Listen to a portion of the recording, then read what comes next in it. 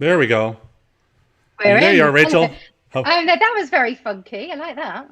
yeah, gets everybody a little jazzed up there. Nice. Um, well, welcome everybody to our ICology live stream today. This is all about can comms make hybrid work?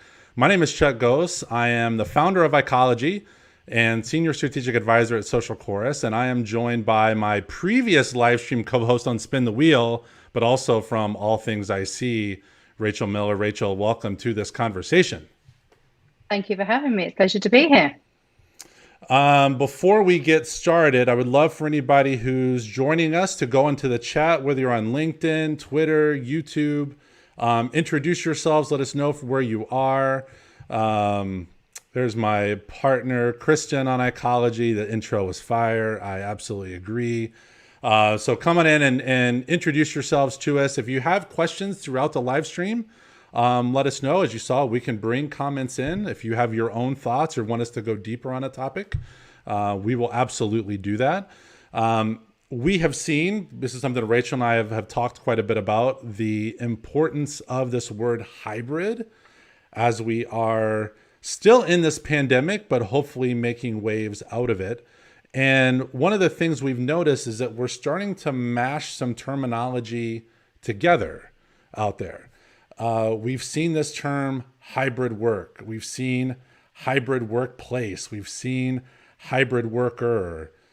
Rachel, how are you seeing companies and communicators use this terminology? And is it clear or is it getting to be a little confusing? It's a mess.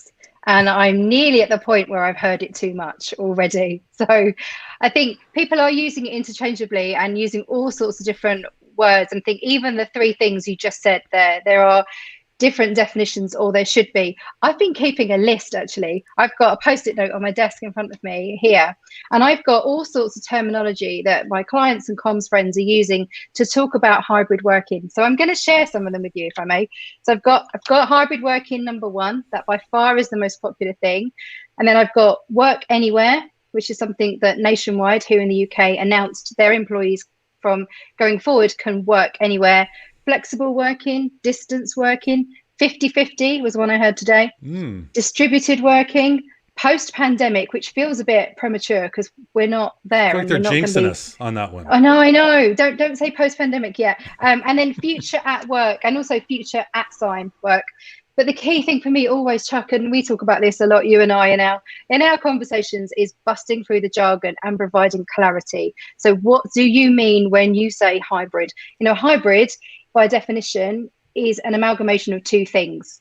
So we commonly use it in cars. We talk about a fuel source and electricity, for example. But it has been mashed up now, and it's become all things to all people, and it's confusing and it's chaos. So part of the purpose of today is to bust through that jargon and to recommend to internal communicators to provide clarity. So define it, refine it, and keep communicating it consistently. What do you mean when you say hybrid working or flexible working? And what do your employees hear? Does it make sense? What's the message that they're hearing? Are there any gaps there? Are there any barriers where you say hybrid and they hear something else? Yeah, I've noticed, and I just want to make sure that organizations are clear with employees on this topic, because you might have a hybrid workplace, but you may not be a hybrid worker based on the type of work you need to do. You also might do hybrid work, but not really be at a hybrid workplace. It's all gets very confusing. And I just want to make sure that organizations, and I'm going to hold communicators accountable to this, as we are sharing these words with employees, we are clear that we are answering their questions. We are understanding them. We've got some other recommendations coming in here. Our hidden LinkedIn user, smart working. That's a pretty good one. Nice. Alex Our Mace. friend Erica Goodwin, blended working. That's pretty good. Rome. Let's see if we've got any. I assume that's not where you're. I know you're Andrew. You're not actually from Rome in Europe. But let's go through some introductions of people that we've got coming in here. We've got Tony from Leesburg has joined us. Jay from Indianapolis, where I live. Let's see, we've got Ashley Stark from Tempe. We've got Kamala from Hamsburg. Guy Westermeyer, another ICology member from Indy. We got good Indy representation. Nicola from London. Is it windy in London today, It's Rachel? really, yeah, I'm in West London. It is really windy. So I've just had to batten down the hatches of all my garden furniture. Yeah, it's super windy. We've got Gary from the Windy City Oh, of indeed. Chicago. Anita. See who else we got. We got Andrea. We mentioned Andy before from Ottawa. We got Brenda from the Chicago area. We've got Minneapolis with Sheila. Hannah with London. We got another London. Almost as many. Indy and London are pretty close here, Rachel. Gabriel. Got Allison from Midland. Great representation here, everyone. Thanks for introducing. Let's see. Here we pull up Tracy, another ICology member from Durham. Can't get to everybody, but thanks everybody for introducing yourself. We're seeing your names on here. Please continue chatting with each other. In there, I see some people are now starting to talk with each other in the chat. That's awesome. So as I mentioned before, Rachel, let's move on to the conversation. We were talking about making sure we're clear with employees. I think the other thing we've got the challenge of is how do we make this fair for employees? And that can be a very loaded word. When I speak about employee engagement, I talk that I don't really like the way we've characterized employee engagement, that we've made it this number, we've made it a score. But there's a neuroscience model out there from David Rock called SCARF. And SCARF stands for other words, but the F in SCARF stands for fairness. And it talks about how if employees perceive a lack of fairness, that is an opportunity for them to disengage, to step away, to turn and look somewhere else. So how do you think in this world where we know that there are some employees whose jobs are required to be in person, the first line, frontline employee, how are we going to be able to make things fair? In the larger the enterprise, probably the greater the challenge that is. I think that's such a challenge. I think it always has been. I think, certainly if you're right, if you have frontline workers who are driving buses and trains, they don't have the option to have another flexible working pattern where they could do 2 days in the office and 3 days from home. You can't drive your train from home.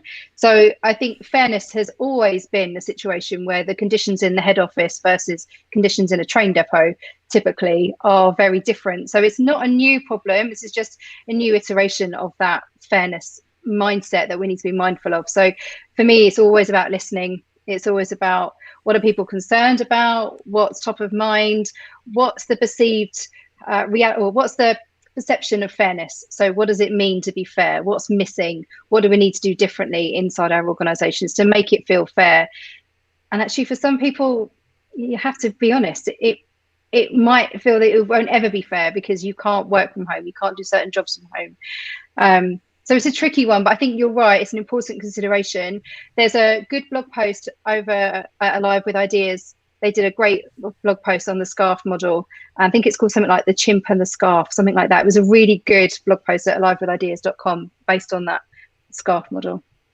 Yeah, here's another one from Rachel called a smart working and what it's not in our principles. So I think that's a great point. Maybe even calling out what is hybrid working, what is not, what is fair and what is not. And Rachel, you bring up a great point. Sometimes it's a matter of just being honest with employees that yes, other employees might have added benefits. They might be able to have more flexibility.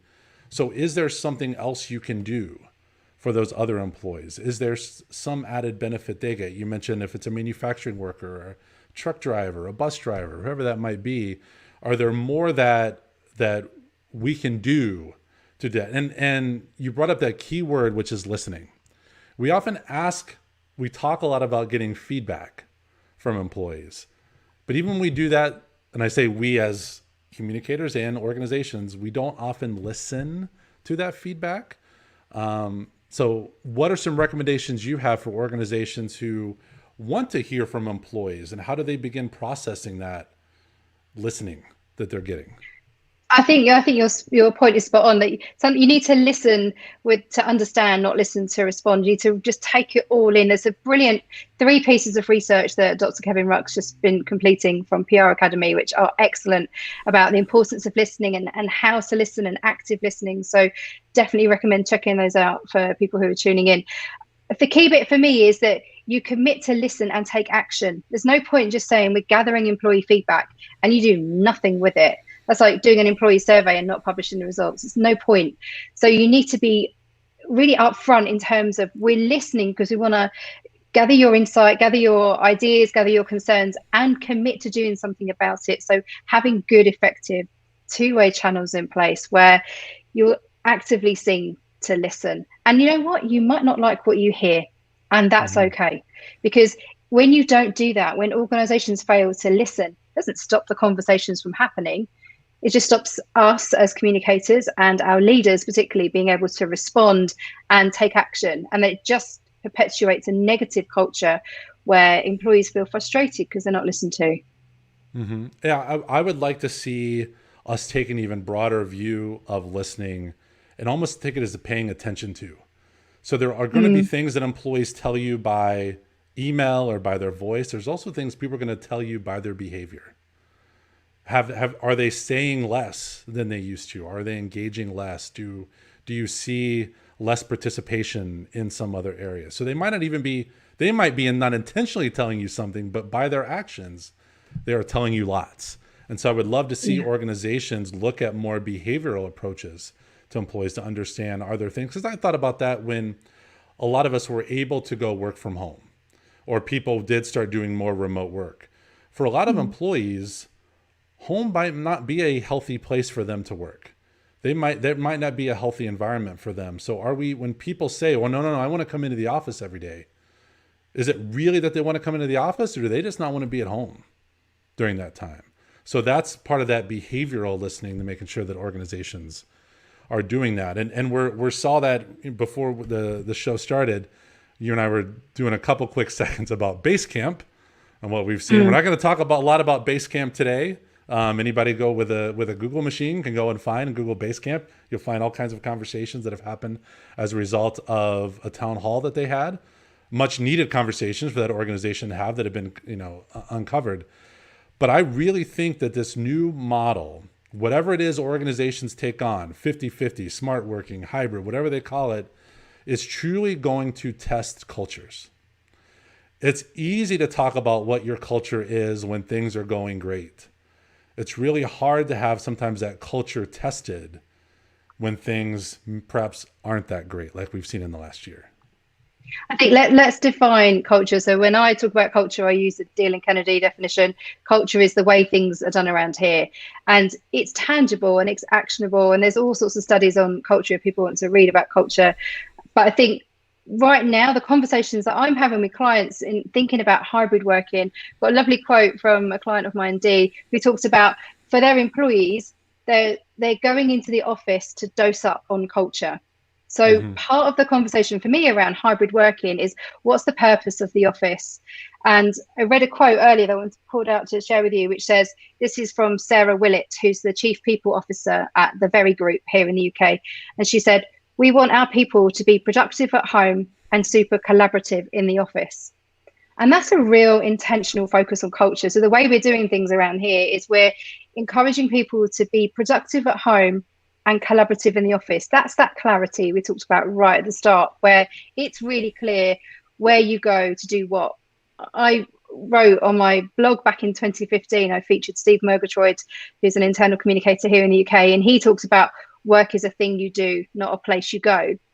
And you and I have worked remotely for years, if you want to call it that. You and I have worked from home for so many years that it hasn't been a big shift in terms of the way we work, but for many organizations it has been. And what's being tested is the way things are done around here. People are rewriting their playbooks and they're looking at how do you attract and retain people, where your culture now, if your culture is having foosball tables and beanbags and a vibrant culture, aesthetic in an office, what's that feel like now when your people have been working from home? And then what are we moving back to? So this is why internal comms is never boring, Chuck. This is why we love it, right? Because it's never boring. There's so much to get your head around all the time. But I think for internal communicators who are listening in, my advice is just get super organized in terms of a roadmap, or some of my clients are doing phases. So to your point earlier, people can be hybrid workers, or they may have a hybrid workplace. Just make it really clear what is happening when. What do our employees need to know? What do our leaders need to know? And then how do we put all that together in some kind of cohesive plan or update our strategy or make changes to our internal comms channels to help us align with this new way of working or improved way of working, however you're describing it.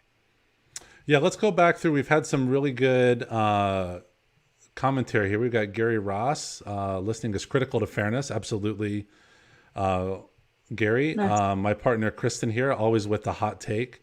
Communicators can only ask and listen when it comes to things org is willing to do and change. Absolutely. Only ask what you can act upon. From a friend, Julia Marcus, out there. Zahid doesn't want to be at home. Much more productive in an office setting. And productivity is also something of a hot topic where you see all these articles about, there are a lot of leaders who think you can only be productive in the office, that everybody's slacking off at home. We know that's not true, but you see these things out there. Mm-hmm. But then also we see that productivity has never been higher, but at what cost? Because we know people are working longer and harder than they ever have before. So it is going to be a challenge here. Rachel, they did a ways of working survey. And I think global is also an interesting standpoint. How one country or people in one country might perceive it is very different than another country, possibly even based on infrastructure out there. Let's see. We've got Ali, health and well-being, work-life balance are factoring people's appetites to want to work from home and have a mix. Absolutely. So lots of great conversation there. Keep the chat going. There's one that popped into my friend, but now I can't see it. I wonder if it got deleted. Anyway, but as we talk about, I'm going to use Zahid as an example here. I was reading something that talked about, as a result of this pandemic, we've really created 4 different types of employee personas. And despite being an opportunity as an organization to think about how these types of personas fit, no different how marketing would have different buyer personas out there or consumer personas. I'm going to read off my notes here to make sure I get these right. There's a traditional employee, that's Zahid. Zahid wants to be in the office, feels they're more productive, doses up on culture when they're in the office. I love that terminology, Rachel. So that's the traditional persona. Then there's the experience persona. That's the person who liked the experience of the office. But I think before pandemic, we would have called that more like a flex working, where maybe 1 or 2 days a week their work from home. So they've got some flexibility. Maybe they're more creative, create some space around their work. They're not, maybe the office might be a bit chaotic at times. I think those 2 roles we're pretty familiar with. Then there's now this wellness persona, which I think is a newer one, which is someone appreciates the need for an office, but only wants to go in maybe once a week, twice if you really want to push it.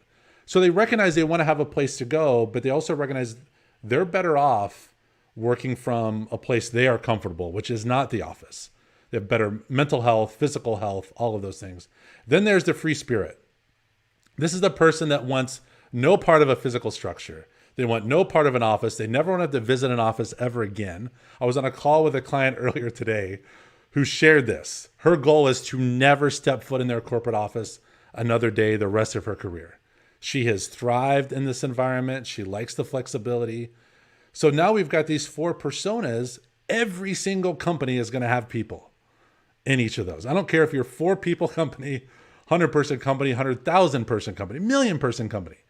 You're going to have those personas. So Rachel, how do you begin balancing and communicating all these things we talked about, hybrid and fairness, culture, when you've got these 4 distinct people that want different things and perhaps even wanted different things before the pandemic?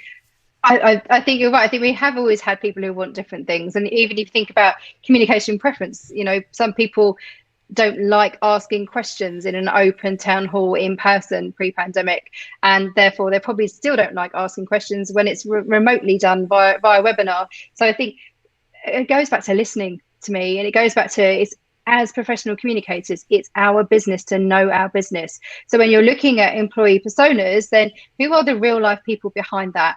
How can you listen to them? And I think I'm always cautious with personas, but I was mapping personas out recently for the course that I've created. And part of that intention was, if you have a hybrid worker who maybe is in the office 1 day a week, for example, what changes do you need to make to your internal communication channels as a result? And when I was mapping out, I think I've got 8 or 9 different types of employees in terms of a mix. And you also have to include people like people who've joined the organization in the past 12 months, people who've been on maternity leave, people who were furloughed and who have come back. So you may have that core for people, but you will have variances and nuances for your own organization you need to be mindful of. And the key bit for me is bringing that to life. However you slice and dice your organization, there are real people behind those personas. So actively listening, having conversations about channel preferences. And this isn't a what do you want conversation, it's what do you need? What information do you need to help you do your job? And then reassessing our channels, revisiting our channels matrix, and making changes accordingly. Yeah, this is a great point. And this speaks to that. Leadership teams are struggling because you're going to have that person on the leadership team that wants to be in the office every day. They're going to have that free spirit on the leadership team that's like, we don't need an office. So that, I see a delay happening where leadership teams can't figure out what the right approach is. And that's creating uncertainty amongst a lot of organizations. Rachel, you mentioned that you've created this course. One of your master classes. Talk to us a bit about where this idea came from and how quickly you created this course and what people can get out of this course. So this is the Internal Communicators Guide to Hybrid Working. It's one of my All Things I See online masterclasses. And I created it because I was having the same conversations over and over again and giving advice and guidance to my clients and comms friends. And I decided to put it all together in one place where communicators can work through the thinking and then turn that into action for their own organizations. And I created it really quickly. I had the second week of Easter was meant to be downtime. And it wasn't, because this was just in my head and in my heart. And I wanted to get something out there to really help internal communicators, because these are the conversations that we're having. So I squirreled myself away in my office and I wrote 55 lessons over the course of 4.5 days and got it out there to support internal communicators so they can make the right choices for their organization, just having a logical flow and pattern and to work through in terms of this is what other people are doing. Here are some things to think about. And I created some frameworks and advice and guidance to give communicators, a place to come to make the right choices for their employees. And it was fun, actually, Chuck. I loved it. I was in flow, honestly. It was just, I had the best time creating the course, and I know that it will help internal communicators. Yeah, and you had shared with me that, we see a lot of other professions go through sprints, which is where you dedicate, you focus in on it. And when you first told me about your course, you had shared that's not typically how you create your courses, is in that just straight free flow go. What was it about that you think you just kept rolling on? I think it's because I'd blocked the time. So I blocked the time, my kids were off school and I had a plan, and then I just had the opportunity to do it. And it's just the conversations that everyone are having right now.